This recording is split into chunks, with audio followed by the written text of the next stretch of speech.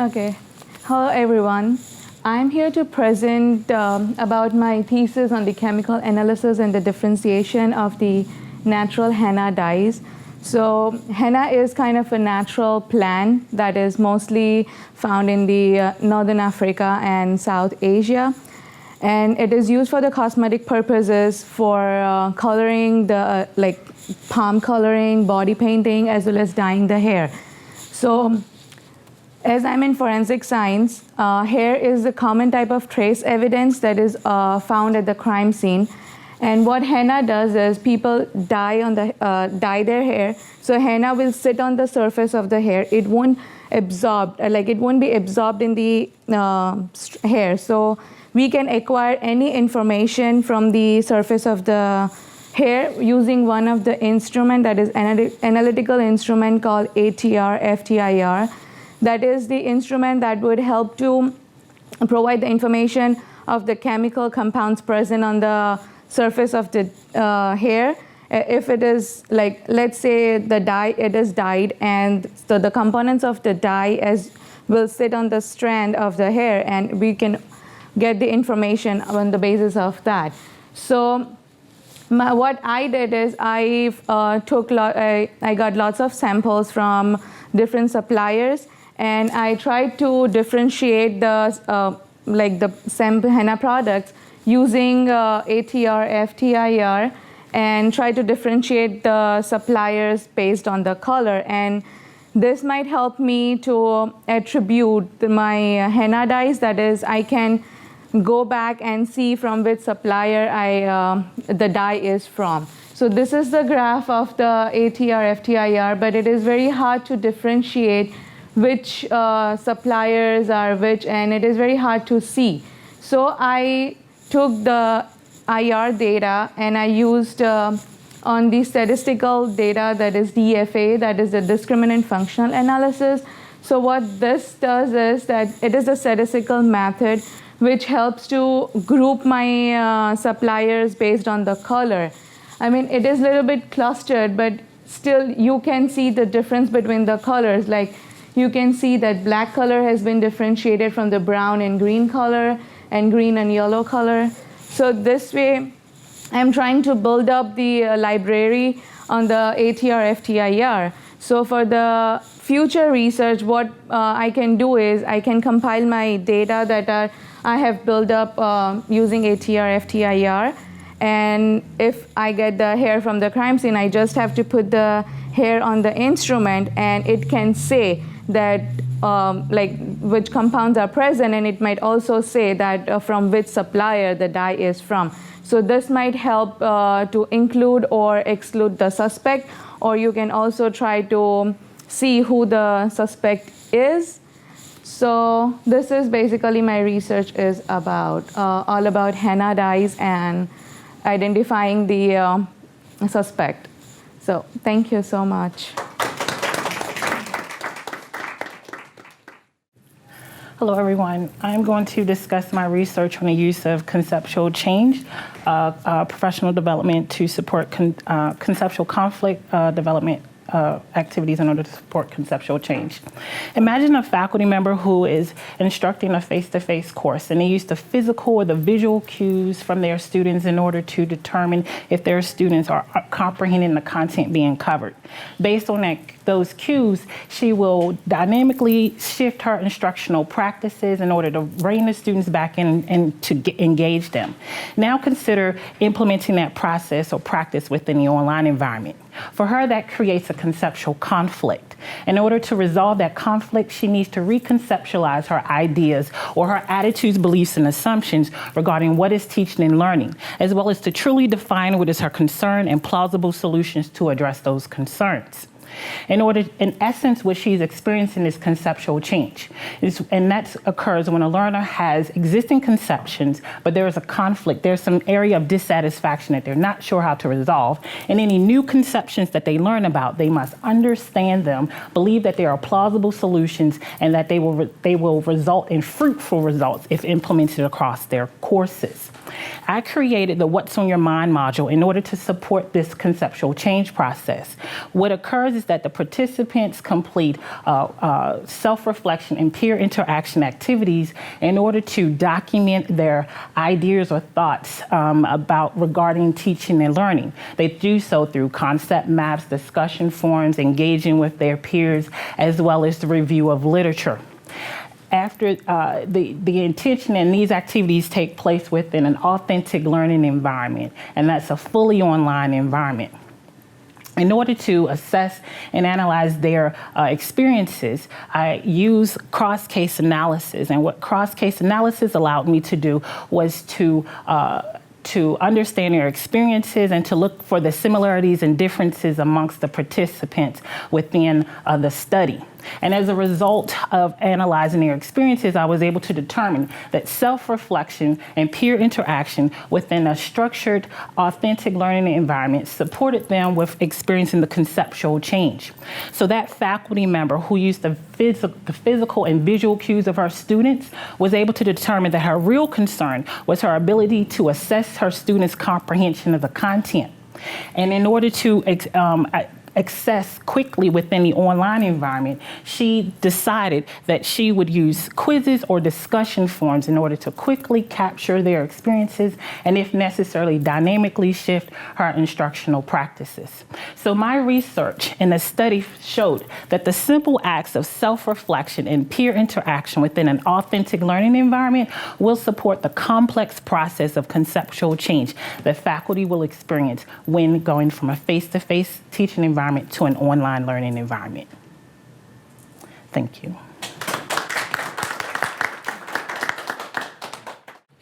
Good morning. Thank you all for coming. How many of you can look at that little water copepod, also known as a water flea up there, and think to yourself, this organism could be its own epic hero in a video game? Don't worry, me neither. So, but for many years, these organisms have enjoyed a certain notoriety in water toxicity testing, where they are used to inform laws and regulations for our environment.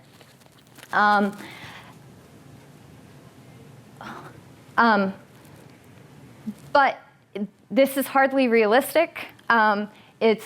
So what we're trying to do is move from doing water toxicity testing where the organism is placed in a cup with a contaminant and a bit of food, and these are what inform our policy. But how do we move from a little organism in a cup with a contaminant into whole ecosystems? The way we do this is probably in your hand or close by you at this very moment. Computers now with massive processing power have the ability, given the correct data, to model in a video game-esque style these scenarios that play out in our environment. So what we are attempting to do, what our responsibility is, and the objective of my thesis is to supply the data that these algorithms need in order to make the leap from little organisms in cups to full ecosystems through a computer model.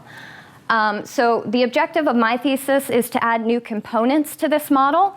So I will be adding a fish component, a mixture model component for different contaminants, and a food component to this model. And the way I do this is through iterative leaps in gathering the data. So I start with an organism in a little cup, and then I add another contaminant, and then I add fish, but then I don't add contaminants. And then I add fish and contaminants, but then I vary the food source. And I take these iterative leaps in this data and I add it to the model, and once this model is completed, it can be used by scientists and regulators to write policy and add new data to water quality monitoring. They can do this cheaply, and they can do it without sacrificing animals in water toxicity testing. So these little copepods are epic video game hero. Perhaps they're the hero of their own story. Their struggle for survival played out in algorithms as they move around in little squiggles and wiggles on our screen. They might just be the hero that we need.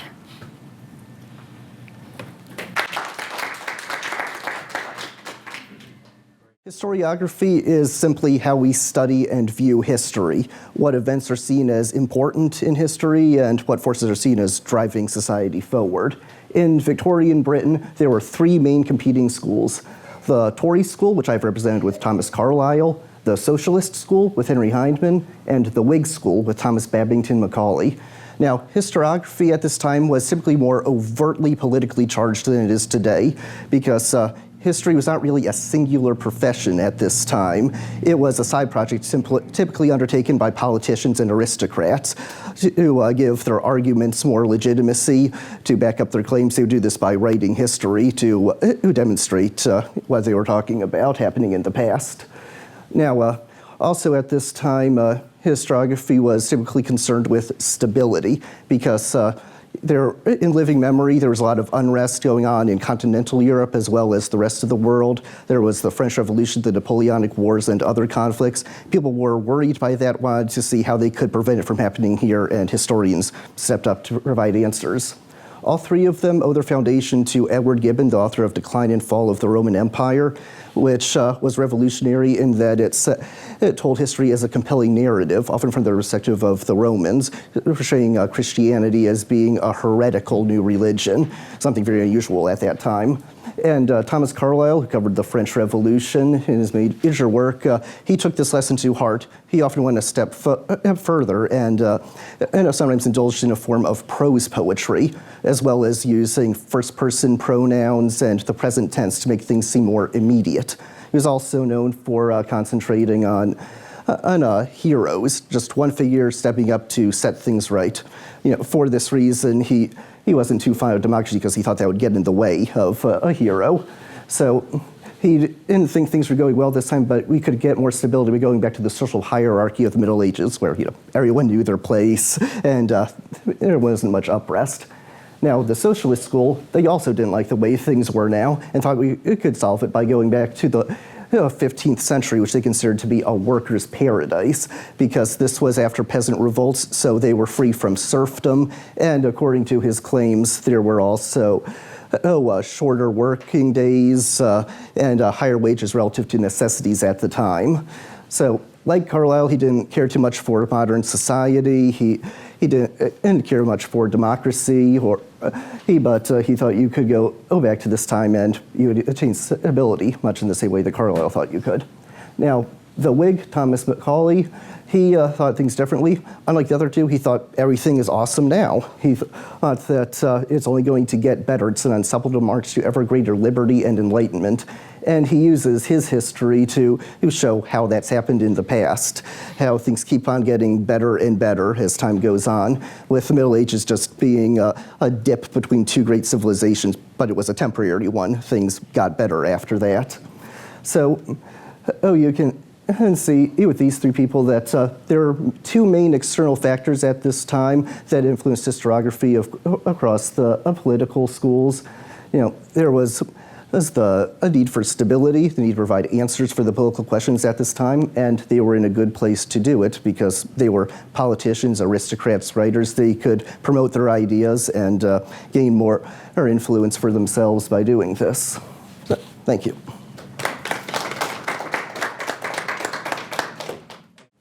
What if I told you humans were actually the first organism to domesticate animals? My name is Aaron Robinson. I work in the taxonomy and systematics lab with a focus on ants, and I would like to introduce you to a unique relationship that actually has us humans beat. My genome of focus for my project is Acropyga ants and the trophobiotic relationship with mealybugs. Now, a trophobiotic relationship is when two insects are solely dependent on one another for survival. Now, what makes this relationship work is a sweet honeydew that these mealybugs produce that the ants will eat. Now, because of this honeydew, the ants will actually protect these mealybugs from their predators. They will actually help take care of their young, and they even go as far as carrying these mealybugs to different feeding areas. Very similar to how humans take cattle to different feeding grounds. Now, what else makes this relationship interesting, if you take a look at the picture to your left, is a process called Trophobiotic, where the Acropyga queen will actually take a gravid pregnant female in her mandibles, and that will be the sole individual to start a new colony.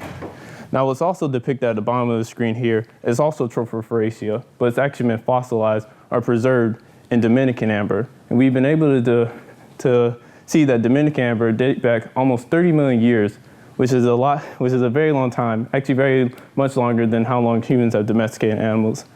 Now, with this in mind, the aim of my project is to see, does Acropyga and mealybug morphology show evidence of co-evolutionary adaptations as it relates to looking at Acropyga ant head and mandible shape, and also looking at mealybug shape.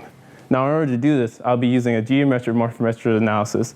A geometric morphometric analysis uses landmarks, which are points, to show shape, to look at shape, and avoid looking at size alone to look at variation. Now, as depicted in the picture to your right, you can see that I'm using geometric morphometrics on an ant head. And this will help me see if there's actual variation happening and seeing if coevolution is happening between Acropyga ants and mealybugs. So in conclusion, I hope for my research to be useful to not only people that study ants, but also the science community as a whole to use this type of analysis to understand specific integrate relationships. Thank you.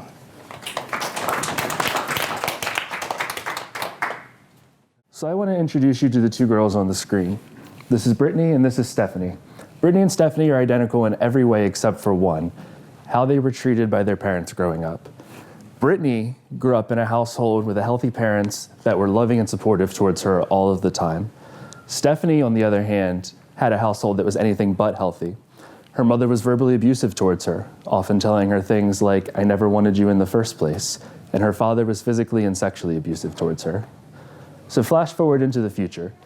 Brittany graduates college with a 4.0 GPA, becomes a successful lawyer, marries her high school sweetheart, and has 2 healthy, happy young children. She never develops a mental illness and is generally in good physical health. Stephanie, on the other hand, drops out of high school and fails to find steady employment. She lives in poverty, becomes an alcoholic, and regularly uses drugs. She engages in risky sexual behavior and has an unwanted pregnancy. She's arrested and spends 6 months in jail for attempting to rob a liquor store. She's been diagnosed with 6 psychiatric disorders and has attempted suicide 3 times in her life. Ultimately, Stephanie passes away at the age of 43 from an overdose. As you can see, the impacts of trauma are detrimental to an individual. Stephanie's story serves as an example of just a few of the many outcomes of trauma later on in one's life. My thesis looked at 2 such outcomes, social anxiety and dissociation.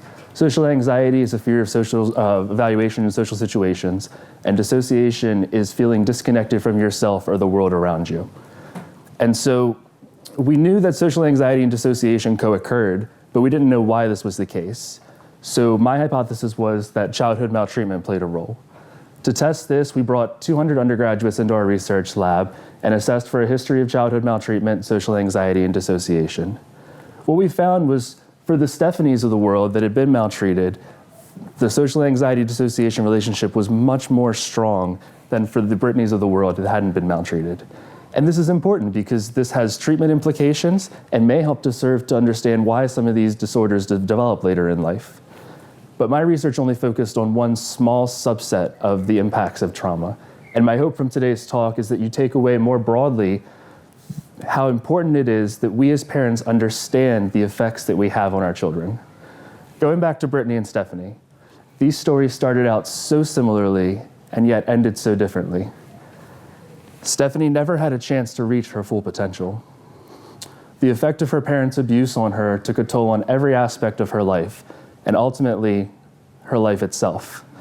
The World Health Organization estimates that roughly 150,000 children each year die as a result of childhood maltreatment. Many more than that go on to live lives similar to Stephanie's. These are the invisible consequences of parenting. How we treat our children can make all the difference in the world. Thank you.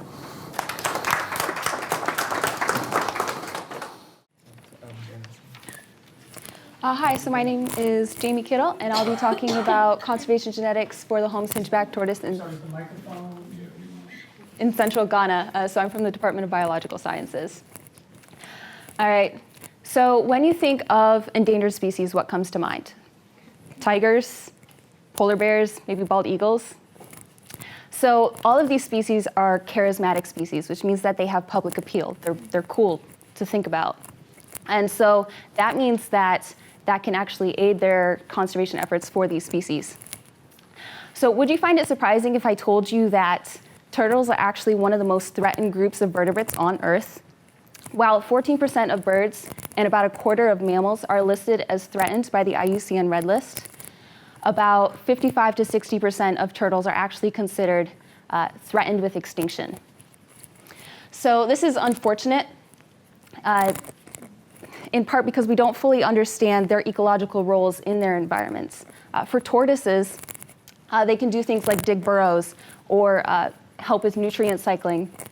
But about half of the 120 turtle species that used to be on Earth have gone extinct, in part because of human overexploitation for food, the pet trade, and for, food, the pet trade, and for traditional medicine practices. So this, coupled with habitat loss, are actually why we're seeing declines in turtle populations worldwide. So what are some ways in which we can actually manage or monitor populations in order to devise effective conservation management strategies? So we could do the traditional route where we can count number of individuals over a period of time. But what if you don't have that time? What if that population might be going extinct and we don't actually know? Or what if they're really hard to count? Like tortoises in the rainforest can be hard to count because they're hard to find. So another route that you can take is using population genetics.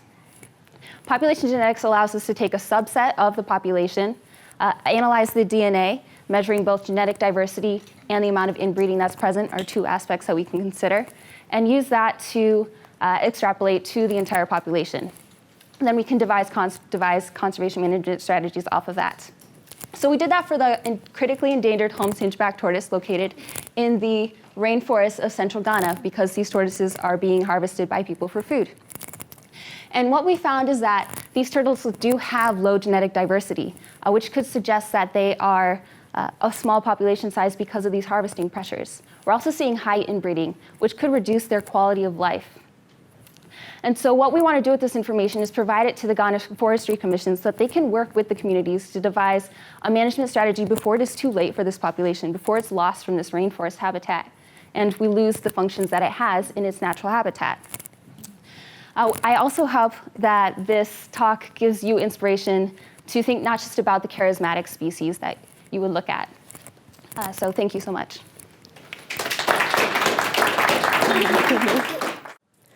I realize the title here is not very appealing, not very engaging, but work with me.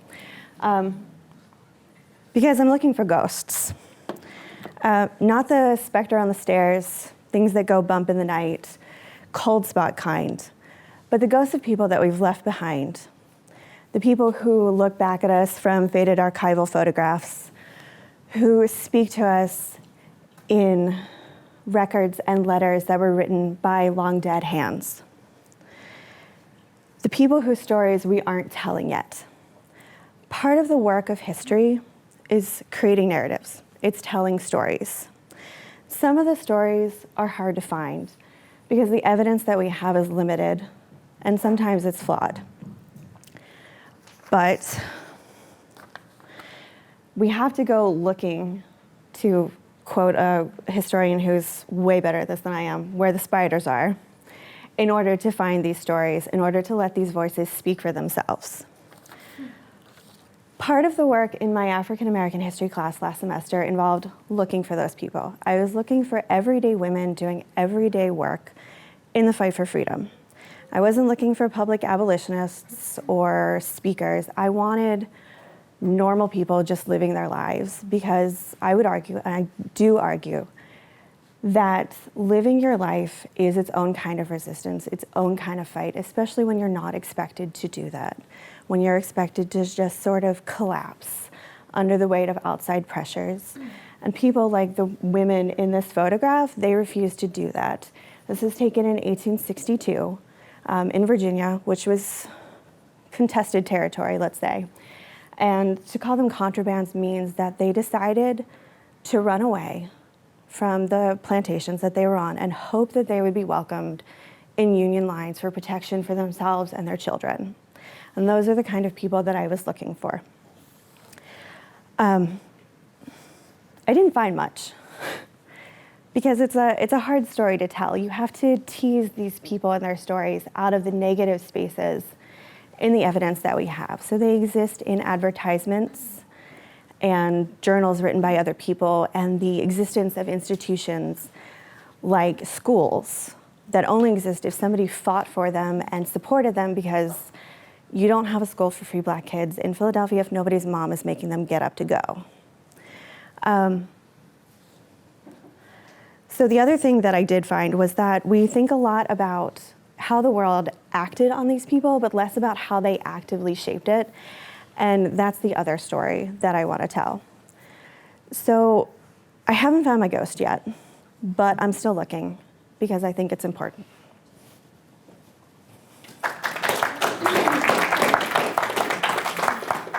And my research is on teacher attitudes towards environmental education. So first, who here likes to eat seafood? We're in Maryland, right? Okay, yeah. Who wants to get their seafood from some of these ecosystem pictures I have here? Yeah, a lot less hands there, right? So these pictures are actually from our local Chesapeake Bay. So these pictures from the Chesapeake Bay is where thousands and thousands of fish, oysters, crabs are all harvested every year for your dinner table. Doesn't sound as great, right? So in the Chesapeake Bay, there are about 18 million people that affect the bay. Now, the bay doesn't just give us food sources, it also gives us other benefits such as economic, recreational, and habitats for both plants and animals. Because of this, it's so important to understand what is affecting the bay and how we can improve the health of the bay. That is the basis of environmental education, creating environmentally literate community members so that they are able to make a change and a knowledgeable effect on the local environment. Now, when we think of making changes in the future in our environment, we tend to think of children, that they're our future and they're going to pass it on, but we can't just think of children. We also have to think about our teachers. Research has shown that student attitudes are affected by teacher attitudes. Therefore, if teachers have positive attitudes towards the environment, they pass those on to their students. Because of this, it's important to research and promote positive attitudes towards the environment, as well as self-efficacy, which is the belief in teaching a subject, such as environmental education, in teachers. So my research, I focused on pre-service teachers at Towson University. So pre-service means that they have not graduated and become in-service teachers with their own classroom. They're still training. By reaching Towson University students, that was important because Towson University is actually one of the largest contributors of teachers to the state of Maryland. So reaching that population could potentially affect a large amount of the state of Maryland. So from my research, the pre-service teachers were engaged in an outdoor education experience. And from my results, I found that from this experience, teachers promoted their self-efficacy, so they felt more confident in teaching environmental education, and their attitude shifted from negative and fearful of environmental education to positive and rewarding for environmental education. Now, the idea of reaching the teachers is a waterfall effect. So if we reach the teachers, those will trickle down into the students. The students will then have it trickle down their attitudes into the community. So reaching those 18 million people that affect the Chesapeake Bay is the big picture here. The mindset we want to change, the knowledge, and we want the motivation to help save our bay. Because only when the last tree has died, the last river has been poisoned, and the last fish has been caught will we realize that we cannot eat money. Thanks. Okay, so let's take a moment to look at this chart. Tell me, in what organization would these results be acceptable? Let's imagine that this is a general manager, and he is overseeing these 9 stores here, and there are different points in time. And along the y-axis is the, the standards for that organization. Where would that be acceptable? General manager would probably be frowned upon, possibly lose his job. This business would probably go under. It would not be acceptable. And the ramifications could be unemployment rate, or people losing their jobs, the business going under. The general manager likely would lose his job as well. So then why would I ask, would this be acceptable for education? These data points actually show the proficiency rates of our students in grades 3 through 11 for ELA and math. The ramifications of this are far worse than a business going under. The ramifications of this is essentially the livelihood of our society. When we have schools that fail, we have higher unemployment rates, lower real estate prices. We have an economy that essentially is failing us. And as Fullen would say, if we don't do something about this, the results are catastrophic. So while waves of education reform have been through our society and have been ever in the field of education, especially since the 1966 Coleman Report, how to increase student achievement has plagued educators, especially principals. Research has shown that collaborative school cultures have an impact on student achievement, and principals actually have an impact on how those cultures are created. So educators, it would behoove educators in the field of education, obviously, to truly understand this information and to understand if a relationship exists between specific leadership practices of principals, the school cultures in which they serve, and student achievement. The purpose of my study was to learn if there is a specific leadership practice that principals engage in and how that specific leadership practice impacts student achievement and school culture. Additionally, we wanted to see if there's a difference between school cultures at the elementary level and secondary level, along with is there a difference between the leadership practices of principals at the secondary level and elementary level. Through correlational research design, the findings suggest that while there's no direct impact between leadership practices, school culture, and student achievement, there is a correlation between the cultures of schools and student achievement. And we were left with many other questions: how we evaluate principals, how we evaluate the success of students, and what we need to do to ensure that our schools are no longer failing. So unless we want to change this in a positive way and have acceptable results, it really behooves the education field to learn more about schools, the cultures in which they have, and the principals that lead the schools. Thank you.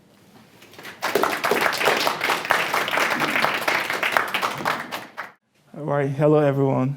I'm Max Fanga.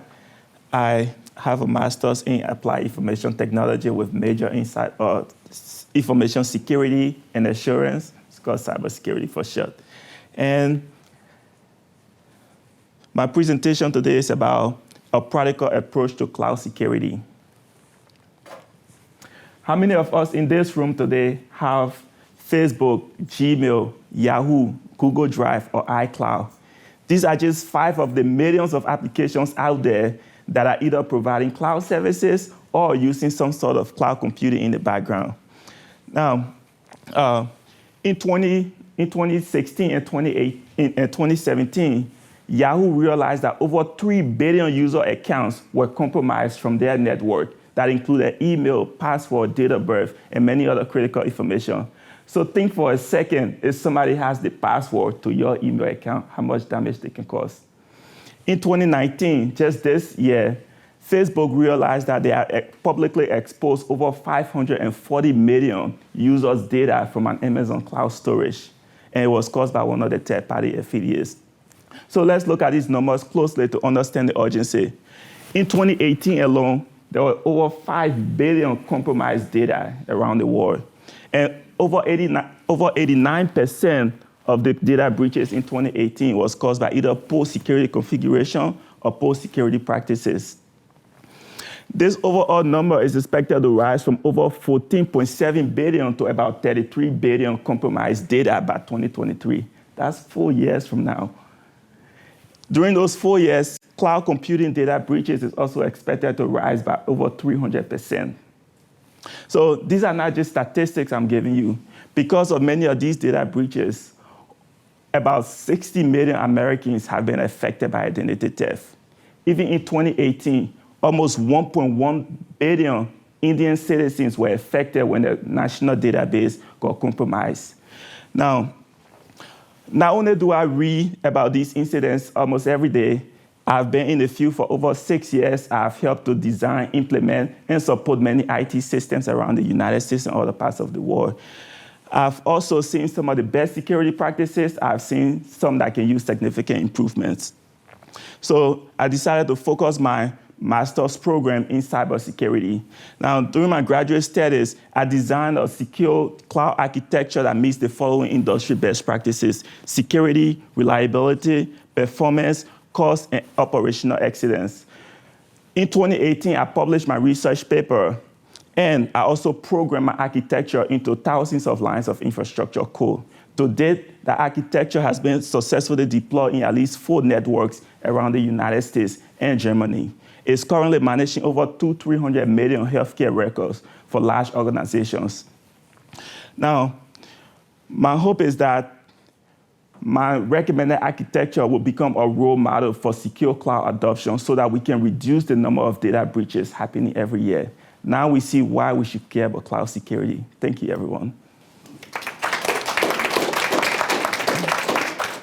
My name is Sydney Pink, and I am from the Department of Art and Design, Art History, and Art Education, and I just received my studio art MFA in December. How do we engage with people in our community beyond transactional relationships? Where are spaces for non-transactional experiences? In other words, where do we interact with people where we aren't expected to buy something, to get something like course credit, or to earn something, 50 likes on my Facebook post? Where do we interact with people without expectations of some kind of transaction? In December of 2018, I mounted my MFA Studio Art exhibition in the Center for the Arts at Towson University. It consisted of 2 parts: a series of drawings, very gestural, full of texture, rhythms and moods and shapes. You can see them in the back there. I then invited dancers, musicians, sound artists, and the public to engage with these drawings as scores, maps, diagrams, and suggestions for ways of being. I set up workshops and performances. Some were more directed, others were wide open. I gave artists and non-artists space to make sound, to move, to draw, to sit, to think, to talk, to meditate, to breathe. Overall, I had about 30 events during my exhibition, and over 1,000 people interacted with this space that you're seeing here. Sometimes the space was chaotic and loud. There were 30 or 40 more people in the space, talking, engaging in different ways. Sometimes there were people performing. Sometimes people would wander in. If you've been in the Center for the Arts, you know it's right off the cafe, and people would pop their head in. What's happening in here? What is this? And 2 hours later, they were engaged in some kind of experience for an extended period of time. People are hungry for these kinds of experiences. Sometimes it was quiet and subdued. There would just be 1 or 2 people in the space. Sometimes people talked about art or philosophy. They debated politics or they discussed social justice. Sometimes people made music or danced. At other times, people sat in corners with their eyes closed to pray or sleep. This work is built on the idealism of performance art, happenings, Fluxus, and many other art historical movements that strove to create a more empathetic experience for our humanity. I share that idealism without irony and without shame. Where do we engage with people in our community beyond transactional relationships? Where is the potential for complex and nuanced conversations that don't involve commodification, that don't involve money? If not now, when can we face fellow human beings and not expect something from them, but rather choose to be with them, to really be present with that person, to see them, to hear them, to acknowledge them, to say, I see you and I am with you. Thank you. What if I told you that a tiny brown lizard could help make the world a safer place for you and me? It sounds like a pretty outlandish statement to make, but just bear with me. So I'm going to start by telling you about the field of ecotoxicology. Ecotoxicology is the branch of science that looks at the effects, nature, and interactions of harmful substances on the environment. If you look at the screen here, you'll see 4 organisms that are essential to the field of ecotoxicology. The zebrafish, quail, earthworm, and mouse are all what are known as model species in the field of ecotoxicology. They're important because they all have different life histories. We need to look at different life histories in order to understand the true impacts of chemicals. What I mean by that is aerial species, terrestrial species, aquatic species, and so on all need to be examined in order for us to know where most exposure is occurring in the wild and also where, which types of organisms are at the most risk. So if you look at the screen again, you'll see that there's a missing link currently. So that missing link is reptiles. My thesis was to bridge the gap between ecotoxicology and reptiles. So reptiles are essential to basically many ecosystems because they play an important role in food chains. They are both prey species and predator species in many food chains, and they also are important for pest control. They are also important in the field of ecotoxicology due to their sensitivity to chemicals. And what I mean by that is for a long time, we've just assumed that birds are more sensitive to chemicals than reptiles. So birds have been used as surrogates for reptiles, and we've kind of neglected studying them individually. However, recent studies show that reptiles might actually be more sensitive to certain substances than reptiles, or than birds. Therefore, that leads us to believe that they need to be studied separately. So, which organism could possibly fit such an important role? Who could be our model species? Well, during my thesis, we explored the brown anole, which is a small brown lizard, as a potential candidate for being the model species for reptile ecotoxicology.